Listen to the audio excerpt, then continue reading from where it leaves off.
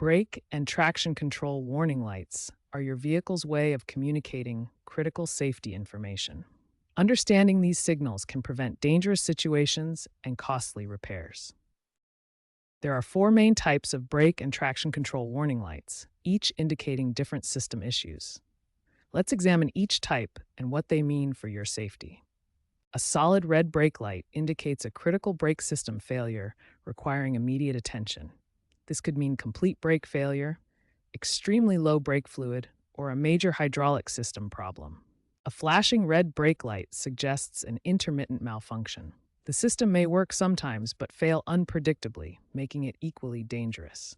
A yellow or amber ABS light indicates a problem with the anti-lock braking system.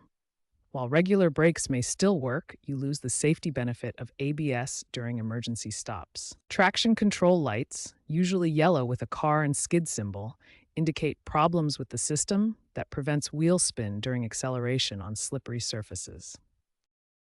Understanding the root causes of these warning lights helps in proper diagnosis.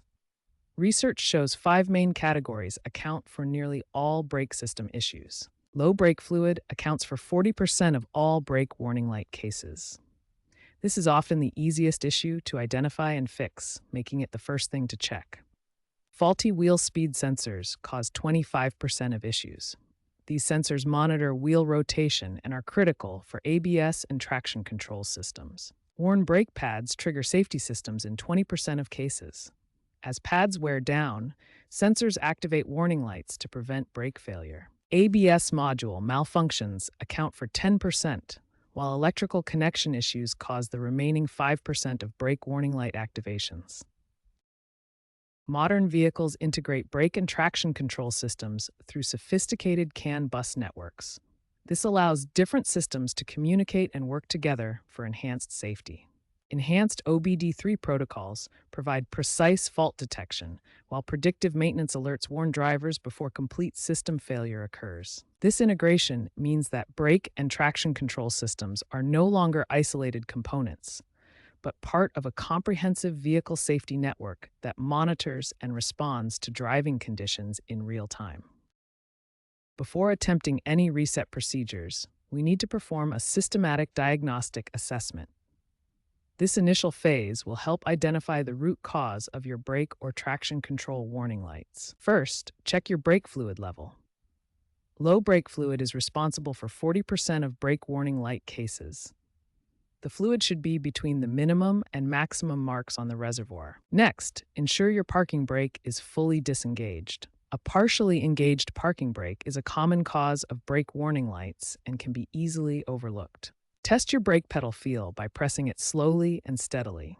A spongy or soft pedal indicates air in the brake lines, while excessive travel suggests worn brake pads or low fluid.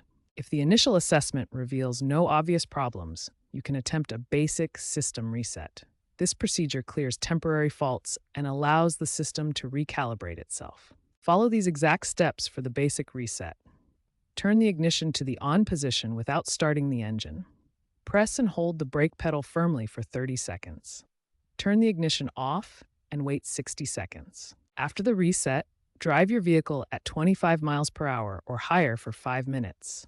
This allows the system to recalibrate and relearn normal operating parameters. If the basic reset doesn't resolve the issue, advanced diagnostics are needed. An OBD scanner can retrieve specific fault codes that pinpoint the exact problem. Connect an OBD scanner to retrieve diagnostic trouble codes. These codes will specify which component is malfunctioning, such as wheel speed sensors or the ABS control module. Wheel speed sensors are common failure points. These sensors should have a resistance between 1,000 and 1,400 ohms. Values outside this range indicate a faulty sensor. Some issues require professional procedures such as brake system bleeding or bidirectional scanner resets. These advanced techniques clear adaptation values and remove air from hydraulic lines. Following proper diagnostic procedures achieves a 92% first-time fix rate. 78% of brake warning lights can be resolved through these basic diagnostic steps, making this systematic approach highly effective.